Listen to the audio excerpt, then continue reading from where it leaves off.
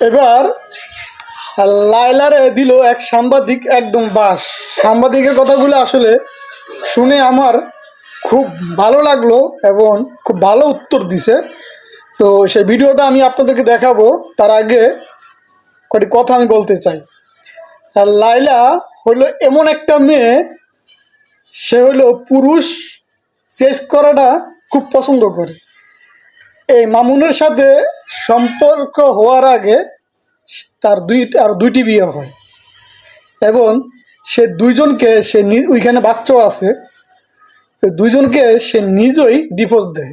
তারা কিন্তু তার দেয় নাই, সে নিজেই দিছে। আচ্ছা, এবং লায়লা অনেক আগের থেকেই বিভিন্ন ছেলেদের সাথে এটা সে মিশে, সেটা প্রমাণ আপনারা ভিডিওর মাধ্যমে আপনারা পাইবেন। সেটা হলে গিয়ে সে হলো মামুনকে, সে কচি ছেলে তার পছন্দ, সে কচি ছেলে, সে আগের থেকেই তার টার্গেটে থাকে। তো যাই হোক, মামুন ব্যাটের বলে মিলে গেল গা। এই মামুনটা সে অনেক বছর সে ব্যবহার করছে, এটা দুজনেরই এতে লাভ হয়েছে, এটা আমরা সবাই জানি। আপনি এখন দেখেন মামুন যখন যে না, তাকে যেরকম সময় দেওয়ার দরকার তাকে আমি দিয়েছি, তারও লাভ হয়েছে, দুজনেরই লাভ হয়েছে। তো একটা সময় মামুন চিন্তা করলো যে এখানে আমি আর থাকবো না, আমারও তো বিয়ে শাদী করতে হবে, কারণ তারও তো অনেক বয়স বেশি, তার আরও বাচ্চা আছে, আরও দুইটা বিয়ে হয়েছে। এখানে যদি আমার লাইফটা আসলে শেষ করে দেওয়া তো এইভাবে ঠিক হবে না, কারণ আমার বয়স তো অল্প। তো মামুন যখন এখান থেকে কাইটে পড়লো, তখনই লায়লার মাথা নষ্ট হয়ে গেল যে যদি মামুন জায়গা, তাহলে লায়লা যে মামুনকে দিয়ে যে ইনকামটা করে, সেই ইনকামটা কিন্তু লায়লার ওরকম হবে না। কারণ মামুনকে শুধু যে ওই সময় কাটানোর জন্য রাখছে তাও না, মামুনকে দিয়ে তার ইনকামও আছে। তো যখন চিন্তা করলো যে আমার তো মজাও যাইব, ইনকামও যাইব না, এটা তো আমি হইতে দিব না, এইটা নিয়েই কিন্তু সে মামুনকে কেসের মামলা দিয়ে তাকে জেলে ঢুকাইলো। দেখুন, জেলে ঢুকাইয়া লায়লা এখন বিভিন্ন ধরনের পুরুষ তার বাসায় আইয়ে, যেটা মামুন আগে বলছে যে বাসায় অনেক লোকজন আসতো, অনেক ছেলেপেলে আসতো, এই জিনিসগুলো আমার পছন্দ না। আমি লায়লাকে মানা করছি অনেকবার, সে আমার কথা শুনে না, সে অনেক লোকজন তার বাসায় নিয়ে আসে। তো সেটি প্রমাণ আমরা দেখলাম, মামুন যখন জেলে মামুনকে সে ঢুকাইলো। এখন কিন্তু আমরা ভিডিওর মাধ্যমে আমরা দেখতে পারতেছি লায়লা নিজেই সেই ভিডিও ছাড়তে আছে তার বাসায়। অনেক বন্ধুবান্ধব, ইদানিং তার নতুন নতুন বন্ধুবান্ধবের তার অভাব নাই, অনেক ছেলেপেলে তার বাসায় আসতে আছে। তো একটা ভালো মেয়ে হলে একটা ছেলেকে সে জেলে ঢুকে তারপরের দিন বিভিন্ন ছেলেপেলে তার বাসায় আইন না, সে গান বাজনা ফুর্তি করতে আছে। তো এইখানেতে বোঝা যায় আসলে মেয়েটা কতটুকু ভালো। আজকে দেখুন, পুরুষরা কিন্তু মেয়েদের হাতে নির্যাতনটা কিন্তু বেশি হয়। নারী নির্যাতন হয় হয় যে না তা না, কিন্তু অনেক কম। শতকরার ভিতরে নারী নির্যাতন হয় 5 জন, আর শতকরার ভিতরে 50 জনই হয় বর্তমানে পুরুষ নির্যাতন। পুরুষরা বলতে পারে না। আপনি দেখুন, একটা মেয়ে যখন বিভিন্ন জায়গায় গিয়ে পরকীয়া করে, ওই মেয়ের কিন্তু তেমন একটা সমস্যা হয় না। যদি একটা ছেলে যদি তার ওয়াইফের গায়ে যদি একটা হাত অন্যায় করার পরে যদি গায়ে হাত তোলে, সেটা মামলা দিয়ে দেয় নারী নির্যাতন। তবে এটা খুব দ্রুত কাজ হয়। আর একটা পুরুষ একটা নারীর হাতে বৎসরের পর বৎসর যদি নির্যাতন হয়, ওই পুরুষ বলতেও পারে না, আর মামলা করলেও ওটা তেমন একটা কার্যকরী হয় না। এরকম বহু ধরনের প্রমাণ এরকম আছে অ্যাভেলেবেল। তো ছেলেদেরটা কাজ হয় না। আমাদের মাননীয় প্রধানমন্ত্রী উনি নারী পুরুষ সমান অধিকার দিছে, আসলে কি এটা আছে? আজকে দেখুন, বেশিরভাগই পুরুষ নির্যাতন হচ্ছে। পুরুষ অন্যায় না করে তারা অন্যায়, তাদেরকে ফাঁসানো কীভাবে হয়, তারা অনেক সময় মুখ যে অন্যায় করে না, তারা এটাকে বললো পুরুষের কথা কেউ শোনে না। আজকে রাস্তা দিয়ে আপনি হেঁটে যান, একটা মেয়ে আপনার গায়ে হাত তুলবে, সেটা কিছু হবে না। যখন আপনি প্রতিবাদ করবেন তখনই আপনি খারাপ হয়ে দেবেন। কিন্তু ওই মেয়েটাতে আপনার গায়ে হাত তুলছে বারবার, এটা কোনো কোনো কিছু বিষয় না। এই মাত্র 2 দিন আগে আমি হাতির দিল রাত্রে বাজে সন্ধ্যা, রাত্রে 8টা বাজে, রাত্রে 8টা বাজনে আমার চোখের সামনে তারা স্বামী স্ত্রী, তার বিয়ে হয়েছে 3 মাস। যে কোনো একটা বিষয় নিয়ে মেয়েটা ছেলের গায়ে অনেকবার হাত তুললো, এবং আমি পাশ থেকে দেখলাম। যখন অনেকবার হাত তোলার পরে ছেলেটা যখন সহ্য করতে না পারে মেয়েটার একটা থাপ্পড় দিল, ঠিক তখনই আমরা পুরুষরা গিয়া মেয়েটারে গিয়ে আমরা ঘিরে ধরলাম, ছেলেটারে বললাম যে কী কারণে তুমি মেয়ের গায়ে হাত তুললা। তো এখন একটা থাপ্পড় পুরুষটাই দিল তার ওয়াইফকে, তখন মেয়েটা বলতেছে আমার বাঁচান বাঁচান। আশেপাশে যে পুরুষগুলো যারা দেখছে যে তারা মারতে আছে, কিন্তু সেটা প্রতিবাদ না কইরা ওই ছেলেকে সবাই মানে পারে না, ছেলেটারা সবাই মাইরালা। ছেলেটা বলতেছে ভাই সে আমার ওয়াইফ, সে দেখুন আমার মাইরা কি করছে। মেয়েটা বলতে আছে সে আমার মাইরালাম ধরছে, দেখুন আপনারা দেখছেন আমার গায়ে হাত তুলছে, আপনারা আমার বাঁচান। তারপরে সবাই বলতে আছে যে আপনি কেন আপনি মেয়ের গায়ে হাত তুলেন, এটি আপনার অপরাধ। মেয়েকে বলে আপনি গার্জিয়ানকে ফোন দেন। মেয়ের বাইরে মেয়ে ফোন দিল, ছেলে অনেকবার বলছে ভাই মেয়ের বাইরে ফোন দিয়ে না, মেয়ের বাড়ি ভালো না। হ্যাঁ, পরে মেয়ে বলছে কেন ফোন দিব না, হ্যাঁ আমি ফোন দিব। তারপরে তার বাইরে ফোন দিল, তার ভাই আইসা ছেলের মারতে বন্দুক গেছে। তারপর আমরা থামাই দিলাম যে ভাই দেখেন দোষ আপনার বোনেরও আছে, আমি নিজে দেখছি বেশিরভাগই দোষ আপনার বোনের। আপনার বোন তার গায়ে অনেকবার হাত তুলছে, লাস্টে ছেলেটা না পাইলা তখন আপনার বোনের গায়ে সে হাত তুলছে। তখন ওই তার ভাইও জানে যে তার বোন অনেক রাগী, তো যাই হোক তার বোনটি নিয়ে সে চলে গেল ওইখান থেকে। তো দেখুন একটা ছেলে রাস্তা দাঁড়িয়ে অনেকগুলো থাপ্পড় খাইলো, তারপরও কিন্তু তার বিপক্ষে আমরা সবাই কথা বলছি, মেয়ের পক্ষ হয়ে। তো এইভাবেই আমাদের সমাজে হইতে আছে। পুরুষদের হাতে নারী নির্যাতন খুবই কম হয়, কিন্তু বর্তমানে নারীদের হাতে পুরুষরা নির্যাতন বেশি হয়। পুরুষরা আসলে অনেকেই বলে না। তো আজকে দেখুন এই লাইলায় তাকে জেলখানায় ঢুকাইয়া, লাইলা যদি অপরাধী যদি হয় তাহলে তো 2জন হবে, কারণ তারা অন্যায় করলে 2জনই করছে। তারা বিয়ে ছাড়া অবৈধভাবে এত বছর থাকার এই আইন তো আমাদের বাংলাদেশে নাই। সেটা মিডিয়ায় সেটা প্রকাশ্যে সেটা আইলো। তারা বলছে বিবাহ করছে, কিন্তু বিবাহের কোনো প্রমাণ তারা দেখাইতে পারে নাই, তারা বিবাহ করে নাই, অবৈধভাবে তারা ছিল। তাহলে অবৈধভাবে যদি থাকাতে যদি মামুনের জেল হয়, তাহলে লাইলার কেন জেল হবে না? অথচ দেখুন লাইলা কিন্তু ঠিকই অন্য পুরুষদের সাথে তার বাসায় কি সুন্দর আড্ডা মারতেছে, সময় কাটাইতেছে, কিন্তু মামুন জেলে। এইটা আসলে এটা কেমন বিচার জানি না। তো যাই হোক, এই যে সাংবাদিক তারা নিয়ে খুব সুন্দর একটা ভিডিও বানাইছে।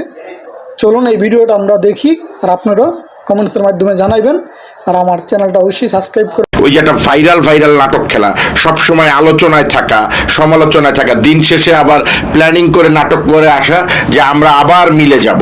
আমাদের দেশে বেশ কিছু এরকম ঘটনা আছে। ওইটাই কি ফলো করে দেখলাম আপনার, যে আপনি আসলে তাকে মামলাটা করেছেন হচ্ছে কি পারিবারিকভাবে কেউ তাকে শাসন করে না, প্রশাসন শাসন করে না, সেটাকে বোঝানোর জন্য যে শাসন। আপনিও তো একই কাজ করছেন, আপনি তো অ্যাকশনে যাচ্ছেন না। আমি চেষ্টা করেছি, আমি ওর না আপনি তো কম্প্রোমাইজ করে ফেললেন। মানে অনেকে বলছে যে আপনারা 2জনে মিলে, অন্যান্য অনেক তারকারা আছে বা বিদেশে আছে, যে ওই যে একটা ভাইরাল নাটক খেলা, সবসময় আলোচনায় থাকা, সমালোচনায় থাকা, দিন শেষে আবার প্ল্যানিং করে নাটক করে আসা যে আমরা আবার মিলে যাব।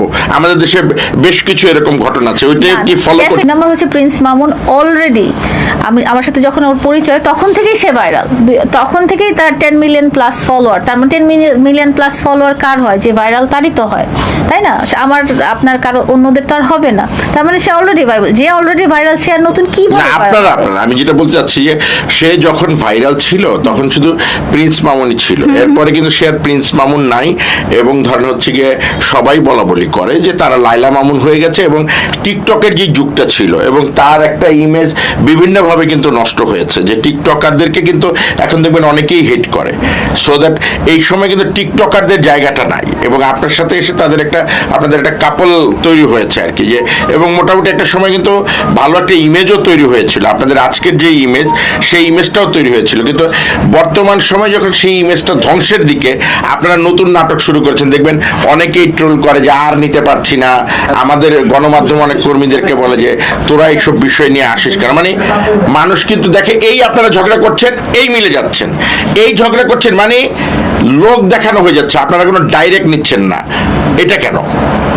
কেউ তো আসলে সমালোচনার মাধ্যমে ভাইরাল হতে চায় না, ডেফিনেটলি কেউই চায় না, সবাই পজিটিভ ওয়েতেই হয়তো ভাইরাল হতে চায়, কেউ নেগেটিভ, এটা খুব কম সংখ্যক যে আমি একটা খারাপ কাজ করলাম করে আমি ভাইরাল হব, এটা ইন্টেনশনালি আমার মনে হয় না কেউ চায়। বাট মামুনের সাথে আমরা যখন একসাথে থাকা শুরু করলাম, মামুনের সাথে আপনারা একসাথে আমাদেরকে দেখেছেন কোথাও, তখন থেকেই লোকজনের পয়েন্ট অফ ইন্টারেস্ট ছিল যে এই একটু দুজনের একটু মানে দুই সোসাইটি থেকে এসছে, দুই রকম অবস্থান থেকে এসেছে, বা দুইজনের অ্যাডজাস্ট হচ্ছে কি হচ্ছে না, এই ব্যাপারটা নিয়ে প্রথম থেকে শেষ পর্যন্ত মানুষের পয়েন্ট অফ ইন্টারেস্ট হয়েছিল। এখন আমরা যেটাই করি, সামনে করি পিছিয়ে করি, সেটাই মানুষ মানে ইন্টারেস্ট নিয়ে দেখতে চায়। না এখন আপনার কাছে কি মনে না ইন্টারেস্ট নিয়ে দেখে না, অনেকে মন্তব্য করে যে নাটক, কারণ আপনার যেই মুখে বারবার হচ্ছে গিয়ে মামুন আঘাত করছিল, মামুনের আমরা দেখলাম হচ্ছে গিয়ে আপনি সেলুন উদ্বোধনের দিন তার মুখে সুন্দর করে ঘাম মুছে দিচ্ছিলেন, আপনার কাছে কি একটু লজ্জাবোধ হয় না যে যেই লোকটা আপনার গালে বারবার আঘাত করেছে সেই লোকটার মুখ আপনি ঘাম আপনার নিজের ওড়না দিয়ে মুছিয়ে দিচ্ছেন? আমার লজ্জাবোধ হবে কেন, কারণ সেই লোকটা একটা সময় আমার লাইফ পার্টনার ছিল এবং তার দোষ গুণ সবই আমি জেনে তার সাথে থেকেছি এখানে এবং তাকে ভালোবেসেছি। আমার প্রত্যেকটা অ্যাক্টিভিটিসে দেখবেন যে আমি ওকে অনেক ভালোবেসেছি, এবং একটা মানুষের ভালোবাসা যেরকম হঠাৎ করে হয় না, সেরকম একটা মানুষের ভালোবাসা হঠাৎ করেও বন্ধ হয়ে যায় না। আমি ওকে প্রায় 3 মাস পরে ওর অনুষ্ঠানে 2 দিন আগে ওর সাথে আমার দেখা হয়েছে, তো ডেফিনেটলি আমার 3 মাসের জমে থাকা ফিলিংসগুলো তো ডেফিনেটলি একটা আউটকাম হবে। আর আমরা তো সবাই মানুষ, সবার মানুষের একটা মানবিক গুণাবলী আছে। আপনি শুধু আমাকেই দেখেছেন ঘাম মুছতে, ও যে আমার ঘাম ফু দিচ্ছিল সেটাও তো আপনি নোটিস করেন। সে কিছুদিন আগে একটা মিডিয়াতে বলেছে, গণমাধ্যমে বলেছে যে লায়লার আমার একটা ভালো বন্ধুত্ব আছে, সেই জন্য সে যখন আমার এখানে এসেছে আপনারা সেই অন্তরঙ্গ মুহূর্তগুলো দেখেছেন, কিন্তু যদি সেটা হয় তাহলে আপনি কেন মামলা করবেন, আর গত কয়েক ঘন্টা আগে আপনি কেন প্রেস কনফারেন্স করবেন, বা এই যে এই বিষয়গুলোতে সবাই বলছে যে আপনারা একটা ভাইরাল নাটক সাজাচ্ছেন। এক নম্বর হচ্ছে মামলাটা এখন হয়নি, মামলাটা 6 মাস আগে একটা ঘটনা এবং দুর্ঘটনার প্রেক্ষিতে আমার অভিযোগের ভিত্তিতে সেই অভিযোগটা প্রমাণিত হয়ে এটা মামলাটা হয়েছে। আর 2 নম্বর হচ্ছে প্রেস কনফারেন্স করার আসলে আমার কোনো ইচ্ছা ছিল না, কিন্তু যেহেতু মামলার ব্যাপারটা সামনে চলে আসছে, ওর গ্রেফতারি পরোয়ানার ব্যাপারটা সামনে চলে আসছে, এটা কিন্তু এতদিন চলছে এবং এতদিন হিয়ারিং হয়েছে এবং মহামান্য আদালত 1 মাস 2 মাস পরে এক একটা ডেট দিয়েছেন, সেগুলো কিন্তু আপনারা জানতে পারেন না। বাট এগুলো মামলা তো মামলার গতিতে এগিয়েছে, তখন জানতে পারেন, যখন গ্রেফতারি পরোয়ানাটা বের হলো তখন জানতে পারার কারণে তখন সবাই আমাকে এবং মামুনকে যোগাযোগ করছেন। তো আমি অনেকদিনই আসলে কিছু বলিনি, আমার লয়ার বলেছেন। তারপরে যখন দেখলাম যে আপনাদের মনে অনেক কোয়েশ্চেন এবং আপনারা আমার সাথেই কথা বলতে চাচ্ছেন লয়ারকে ছাড়া, তো আমি জিনিসটা আমার এন্ড থেকে ক্ল্যারিফাই করার একটু চেষ্টা করেছি। কি ক্ল্যারিফাই করতে যাচ্ছেন আপনি? কি এখন মামলাটায় অ্যাকশনে যাবেন না মামলাটা তুলে নেবেন? এই মুহূর্তে মামলাটা যেরকম আছে, যেই প্রসেসে কন্টিনিউ হচ্ছে ওরকমই চলতে থাকবে। কিন্তু আমাদের কাছে তথ্য আছে যে মামুনের জামিন হয়ে গেছে। জামিন এটা আদালতের নির্দেশ যেটা দিবে সেটাই তো আমাকে মেনে নিতে হবে। আচ্ছা, কিন্তু আপনি পরবর্তী সময় কি এই মামলাটা নিয়ে ফরওয়ার্ড হতে চাচ্ছেন? এই মামলাটা যেই গতিতে এগোচ্ছিল সেই গতিতে আপাতত আমি চাই। ধরেন হচ্ছে গিয়ে মামলাটায় একটা বিষয় হলো যে মামুনের শাস্তি হয়ে গেল, মামুন জেলে চলে গেল। অনেকেই বলছেন যে মামুন জেলে যাওয়ার পরে মামুন যখন আপনার কাছে হচ্ছে গিয়ে সাহায্যের হাত বাড়াবেন যে চলো আমরা মিচুল করে ফেলি, আমরা একসাথে আবার সংসার করি, তুমি তোমার মামলাটা তুলে নাও যাতে আমাকে জেলে থাকতে না হয়, তখন আপনি নাকি হচ্ছে গিয়ে সুরসুর করে রাজি হয়ে যাবেন মামুনের এই মামলাটা তুলে নিতে এবং তার সাথে ঘর করতে। অনেকটা আপনি প্রেশারাইজড করে মামুনের সাথে ঘর করতে চাচ্ছেন। চাচ্ছেন এই মামলাটা দিয়ে? আমি কখনোই প্রেশারাইজ করে ওর সাথে থাকতে চাইনি আজ পর্যন্ত, বাট একটা কথা আমি আপনার এই শোর মাধ্যমে বলতে চাই যে মামুন একটা সজ্ঞানে আমার সাথে একটা কথা বলেছিল। সেটা বলেছিল যে আমি ঝগড়া করে যতবারই আমি তোমার কাছ থেকে দূরে যাব বা ঝগড়া করে যতবারই আমি বাড়ি ছেড়ে চলে যাব, যেখানেই যাই না কেন তুমি আমাকে ফেরত নিয়ে আসবা, এটা আমি তোমাকে মানে মানে সেন্স থাকা অবস্থায় আমি তোমাকে বলছি। এই আমার একজন লাইফ পার্টনার, আমি তো তাকে চিনি। মানে সেন্স ফিরে আনার জন্য তাকে এখন আপনি একবার না। জেলের ভিতরে ঢুকাবেন, ঢুকলে ওর সেন্সটা ফিরে না, না, আসবে, না, না। যে আমার সেন্সটা ফিরে আসলো, আসো তুমি আমার কাছে। না না না, আসো কেন? আমি তো সম্পর্ক শেষ করেই দিয়েছি, আমি তো বলেছি ব্যক্তিগত সম্পর্কটা আর নেই। না, তার মানে আপনি জেলে ঢুকলে আর মীমাংসা করবেন না, ফেরত আনবেন না? এখন আপনারা অপেক্ষা করেন যে ওর রায়টা কি হবে বা ওর আদালতে এটা কি হবে। ধরে নেন যে আমি আপনি আসলে একটা রায় তো বলতে চাই- জামিন হলো, হ্যাঁ কিন্তু ধরেন এটা তো পজিটিভ রায়, কিন্তু একটা নেগেটিভ রায় হলো যে সে ধরেন জেলে চলে গেছে, ওই যে বললেন সেন্স ফিরিয়ে আনতে হবে তাকে। সেন্সটা যখন ফিরে আসলো তখন তো সে আপনার সাথে যদি ঘর করতে চায় আপনি মেনে নেবেন তাকে? আমি যতদূর তাকে চিনি সে চাবে না। না, যদি চায় আপনি কি মেনে নেবেন? না, আমিও মেনে নেব না। তার মানে প্রিয় দর্শক, এতক্ষণ পর্যন্ত আমরা আলোচনার মাধ্যমে যারা আমাদেরকে দেখছেন, শুনছেন এবং অনেকেই সুচিন্তিত মতামত দিচ্ছেন এবং অনেকে ট্রোল করেন এবং অনেকেই গণমাধ্যম কর্মীদেরকে গালাগালি করে বলেন যে এই বিষয়গুলো নিয়ে আর দেখতে চাই না, কারণ আপনারা প্রকৃত তথ্যটা পান না।